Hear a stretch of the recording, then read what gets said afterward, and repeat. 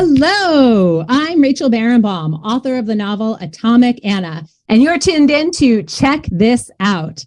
We are a podcast coming to you from the Howe Library in Hanover, New Hampshire, and we're here to bring you books from new and diverse authors that we think you should be reading and talking about. If you love these books as much as we do, and we know you will, you should go to your local library or come to the Howe and check them out, or go to your local bookstore and buy a copy. Today, we are wrapping up our spring series with the absolutely phenomenal new book, Chain Gang All-Stars. I am so excited to bring this book to you and this amazing, amazing author. We have Nana Kwame Adjei-Brenyah here live to talk about this unbelievable book. Nana, hello. Welcome to the show. Hey, thank you so much for having me. It's my pleasure. We're so excited to have you. I literally have read this book 2 times through, could not put it down either time. Oh. Congratulations. What a debut novel. Thank you so much. That really means a lot to me. It's been incredible seeing the book out in the world. I actually just came back from tour. I've been in over the last 20 days. I've had 19 flights. So it's been a pretty wild couple of weeks. Yeah, I mean, you have just exploded out of the box here. Seriously, unbelievable. Thank you so much. Yeah, so for people who are not familiar with you yet, and there are some people. There are many people. There are very many people. I'm going to read your bio now and introduce you.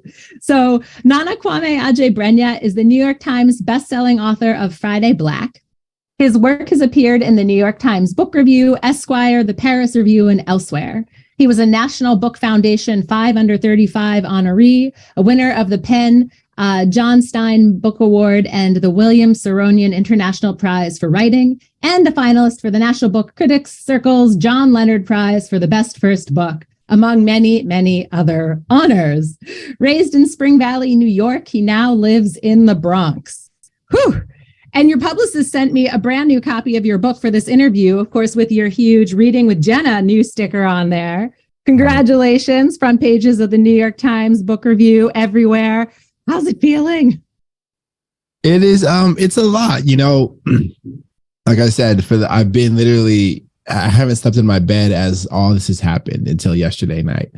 And I've just got a chance to, more than any of the sort of like awards or paper stuff, which is awesome. Getting a chance to be with people in like Tulsa, Oklahoma, who like the book, or I was in Boise, Idaho 2 days ago, and speaking to people about abolition and the work, and having them, resonate with the message, but also the writing. It just feels, I feel extremely humbled and extremely grateful.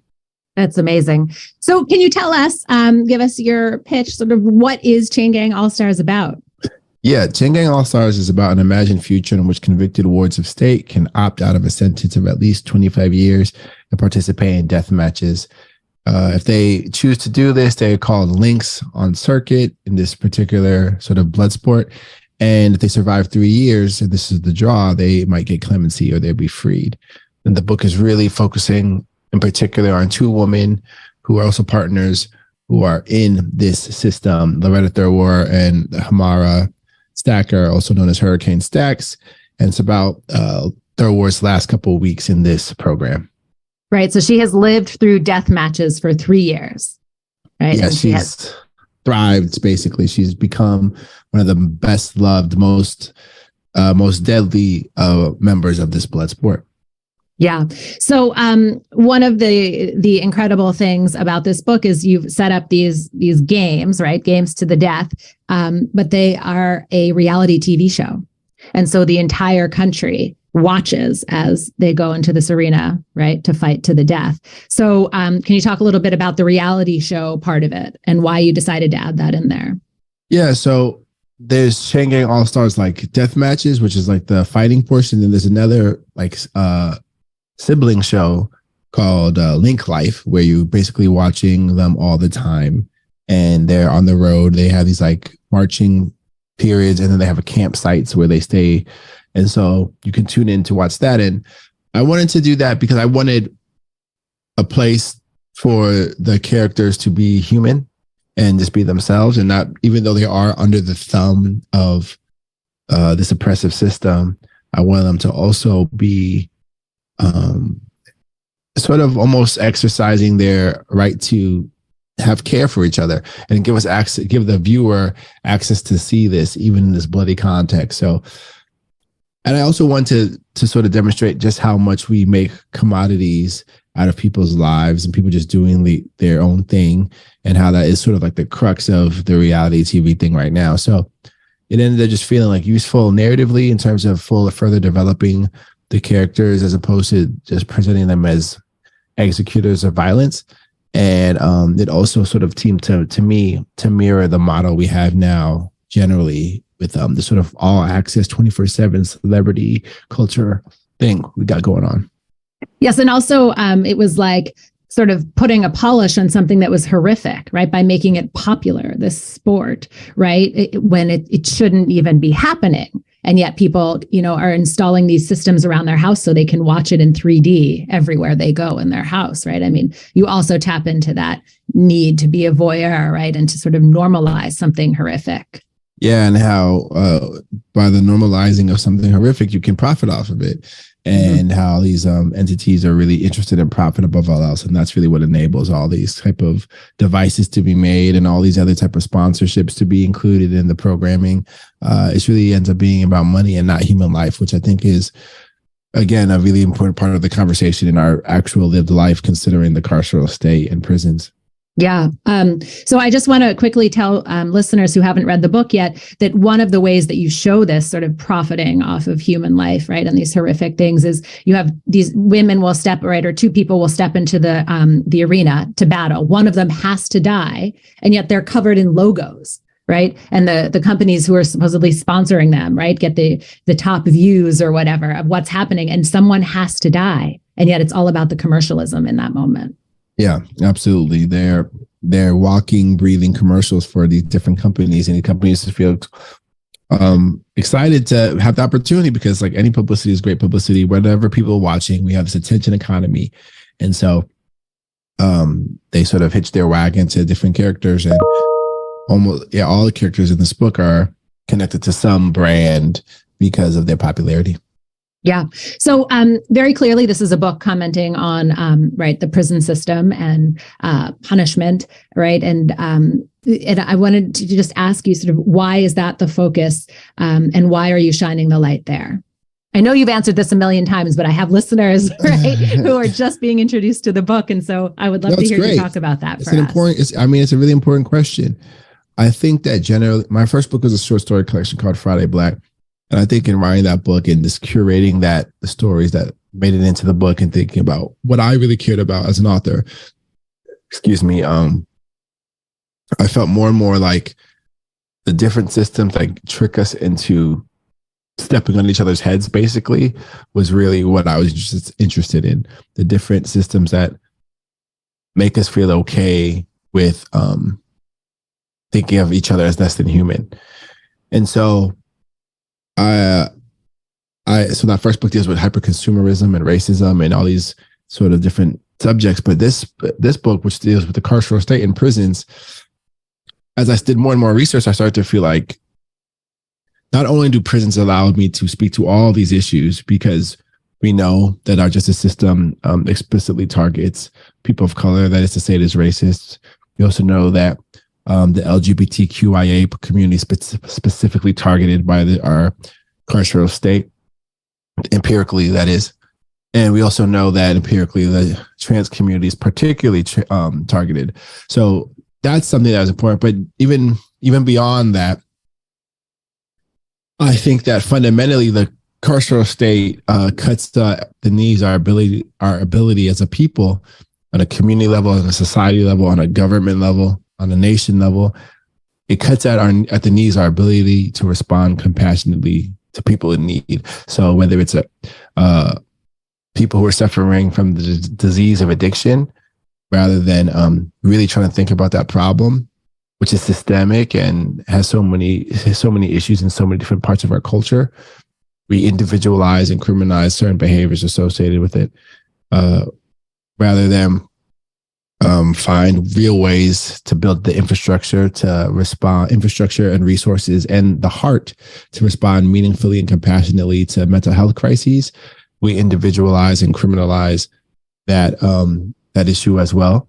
And with poverty, which we know is systemic, again, we have the ability to individualize and criminalize that issue, because we can just take individuals, throw them in a cage, and not deal with the systemic issue of poverty, which is rampant in this country. And so that the fundamental existence of prisons to me is like a huge hindrance in our inability to grow a true moral, ethical backbone as a people. And for me, that felt important because it's right in line with what I think I'm interested in as a writer. I also loved how you did such an incredible amount of research, and you put in statistics and information and lots of footnotes throughout, right? And for example, I think you said at one point, was it 3 to 5% or 100,000 people in the current prison population are innocent, might not have had attorneys, right, who could defend them, or wrong place, wrong time, but they're innocent. And you have information like that throughout the book in the middle of all of these scenes. Yeah, and that supports the narrative. And because sometimes that sounds like, wow, is that a little, is that a lot? But what I hope is always happening is when that's paired with the lived experiences of the characters, it starts to feel like really heavy. On tour, I said I've been on tour for 3 weeks now. In Miami, I got a chance to link up with a guy named DT, spent 3 years in prison, wrongfully accused. And so even for me, through doing the work and being exposed to these spaces, some of these statistics that's a human being, that's a person. The 3 to 5% for some of us feels sort of very theoretical and almost abstract. But when you think about the thousands and thousands of people who are being crushed by this thing, it starts to get really heavy. And so I felt I needed to include the footnotes to add this important context. But I also, because the book is violent, I wanted it to be impossible to divorce the action or engagement or quote unquote fun of the book from the real life horror that is the American carceral state.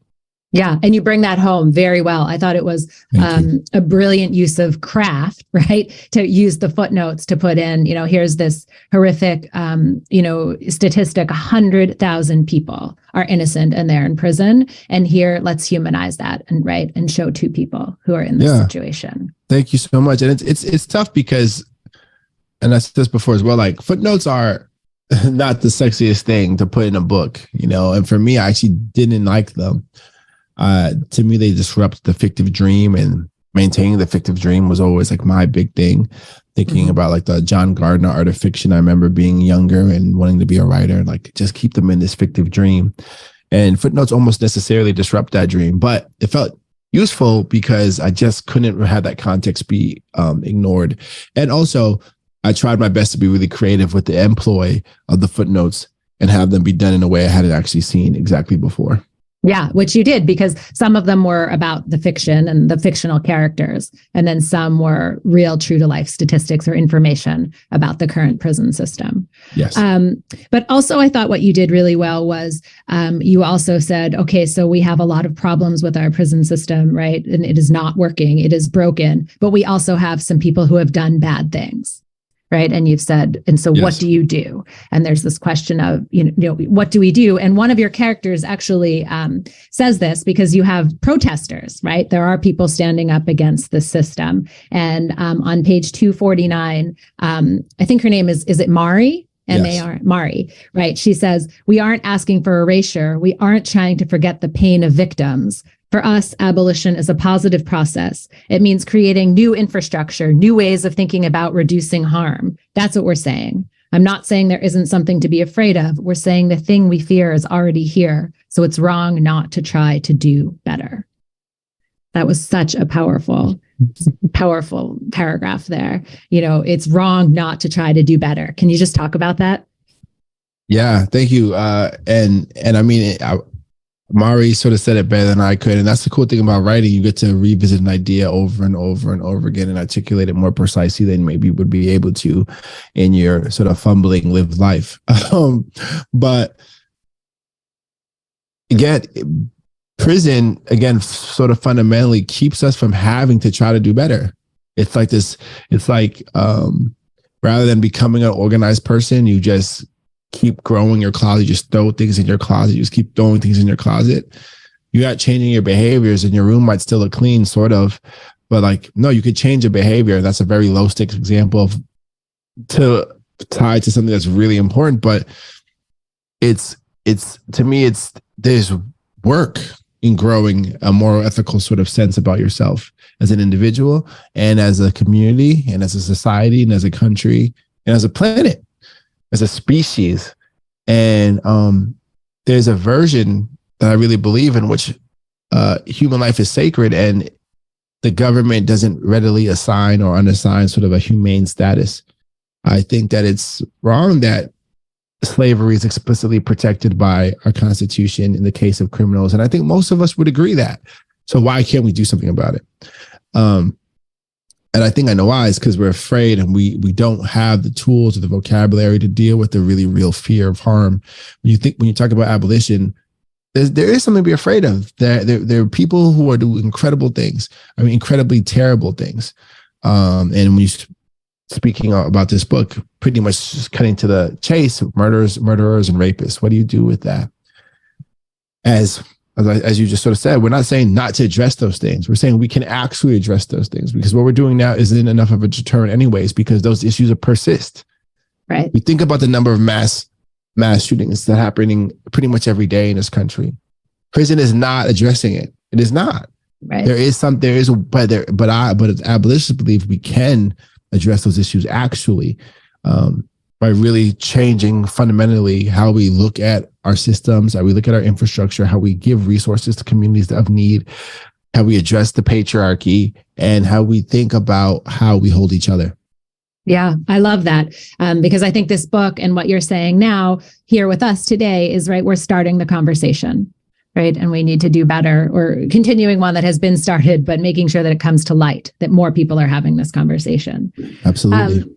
So your characters really see three different worlds. I sort of thought of them as, there's the world where they're in the arena, right? When it's kill or be killed. There's the world where they're still on camera, but they're in their transport, right? Going from one camp to the next, or from one arena to the next. They have to, it's sort of like a death march. They have to march, and the cameras are on them all the time. Yep. And then they have just a few moments every once in a while, right after a match, for example, when they're thrown into the back of a van, or a couple of hours of blackout, sort of that happen. And your characters talk about these moments. We have Stax says, right, when they absorb that time when they're finally off. And she says, Stax, she tried to absorb these moments, these few moments in her life when she was not being observed by hundreds of thousands. But only instead, a few something men, right? A few incapable. Just under the watch of a few weak men. Oh, yeah. I love that you know that so well. Yeah. Right. A few weak men, when there are no cameras floating up her ass, asking her to be the hurricane, where she could regret freely, she could hope openly, and she could be herself. I love that you show, right, there are these different sides to everybody. I didn't know you already know this passage, so please talk to me about it. Why do you know it so well, right? Why is it so important to you? That's from what was originally the first chapter of the book, before we made the prologue, even though we don't call it the prologue, because I asked Twitter and I discovered some people don't read the prologue, which is crazy. Right. But yeah, that chapter you're reading is either, I want to say is it like page 23? It's either the first or second chapter of the book. And I've rewritten it a lot of times, because you actually, the way you framed it is actually really right on, hitting the hammer on the head, because I wanted to show these sort of phases. Right in the beginning, she's sort of being the Hurricane Stax, this master of the ceremony, this violent person, this person who's trying to preach love, but is also administering death because she has to. And then right on the other side of it, she's like this very human, vulnerable person who is aware of the nature of her confinement, but trying for something else. And so just from going from that stadium to that hallway where she's about to be like sort of interact with Thurwar, it's like these other sides. And so I wanted to show like the dynamism of her experience as a link really early on. And so I feel like that's part of why I wanted that to be, that's why I know it. It's because it was early on. It's her introduction to Stax, who is sort of maybe like the heart of the book in many ways. if not, I mean, Third War and Stacks are like the shared heart of the book.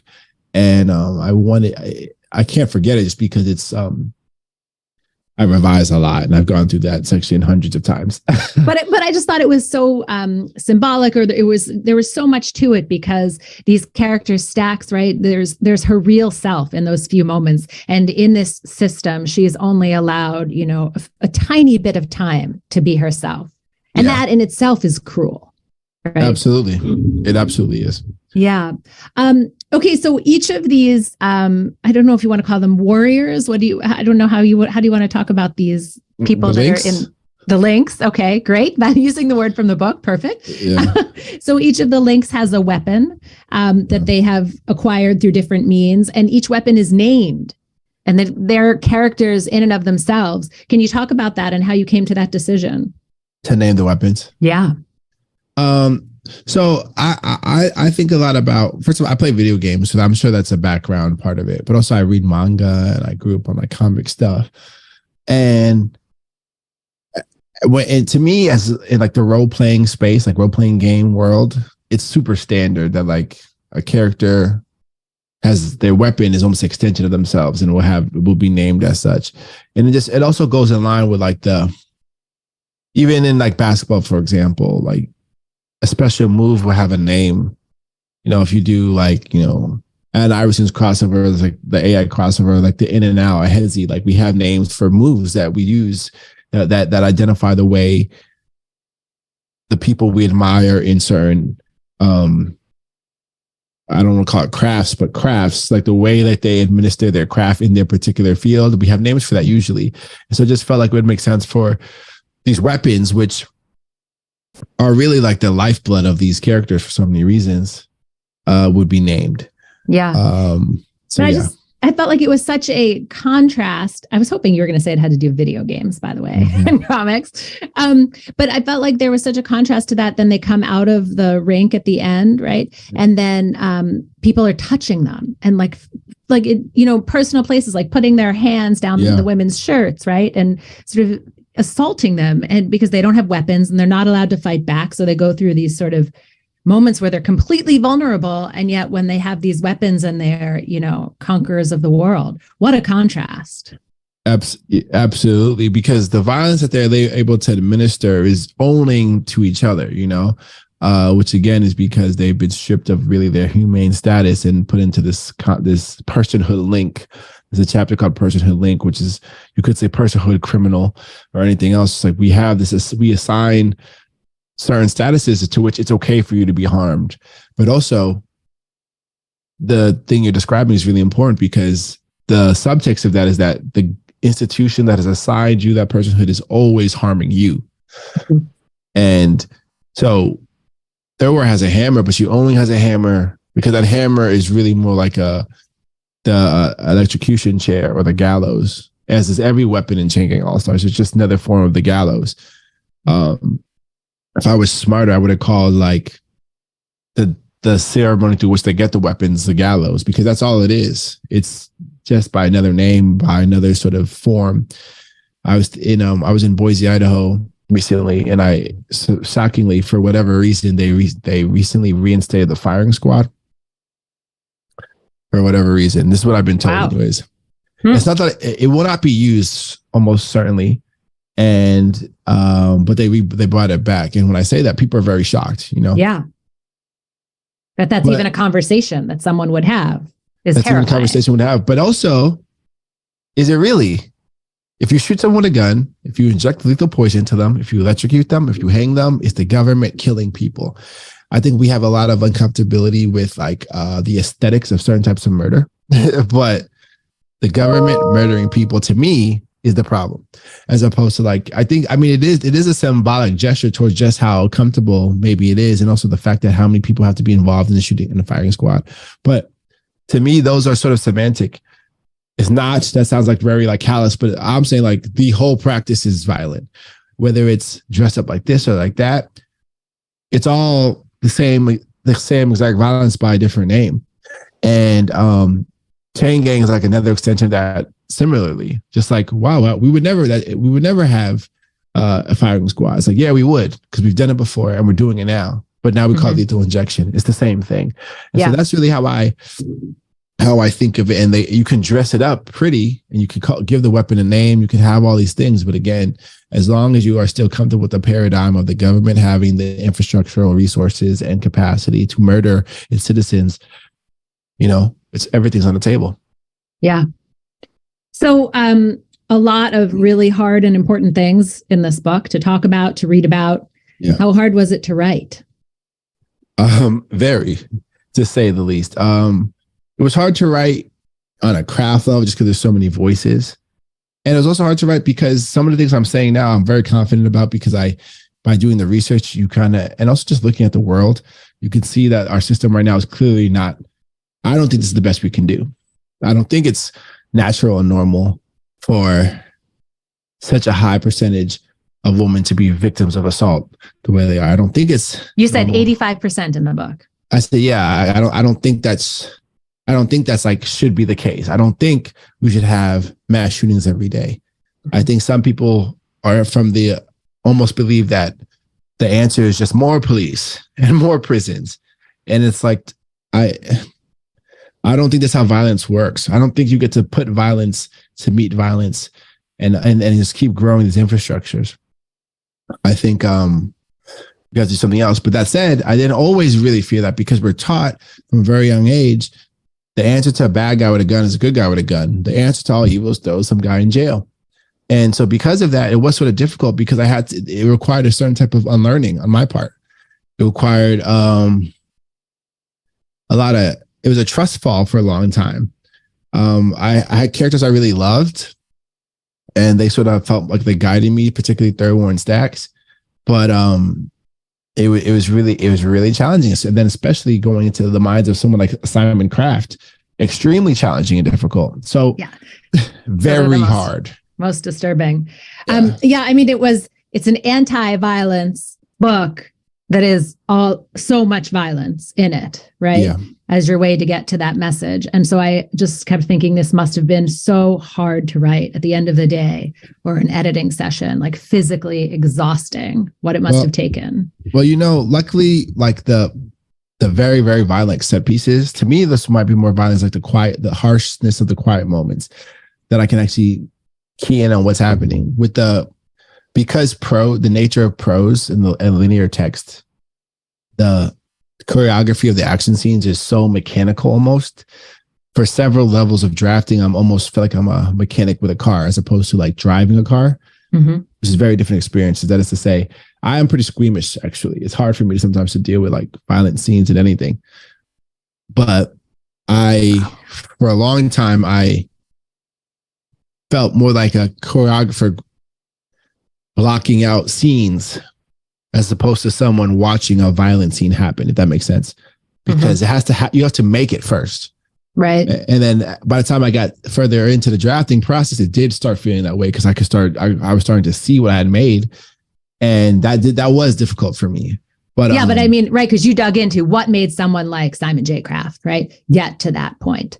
Yeah. So the actual scene where he's violent, maybe I can see you're blocking it out, but you dug so far into what made him, what was his life in solitary, right? Yeah. How was he tortured? What it took to turn him into that. Yeah. And I meant when I said blocking, I meant like stage blocking. Like I was like movement, that part, that kind of blocking. But then, when I'm getting to like the sort of the quiet mental for certain characters, even just being in their mindsets at all, that was very challenging. And so shout out to therapy and, those type of practices, because it was actually extremely essential in getting this book made. Wow. All right. So 2 more quick questions for you before we wrap up. What advice do you have for new writers? Trust that you have something important to say.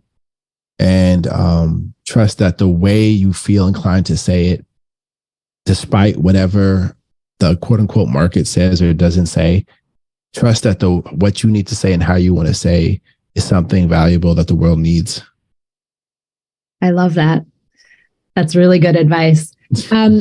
Also, would you share with us what was one of the hardest parts of getting this book published? Did you have people standing in front of you saying, no, this is never going to happen?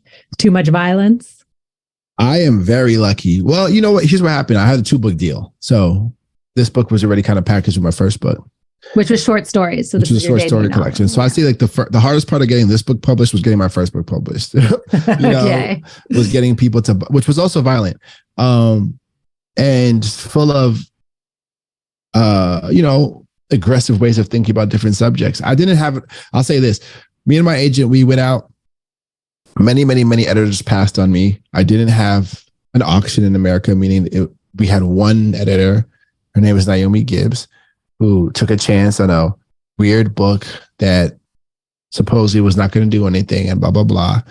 And so if not for my agent, Meredith Kafel-Simonoff, and my editor, Naomi Gibbs, it's very unlikely that this book would be out and I'd be talking to you right now. So the hard part was getting people to believe in something they hadn't seen before.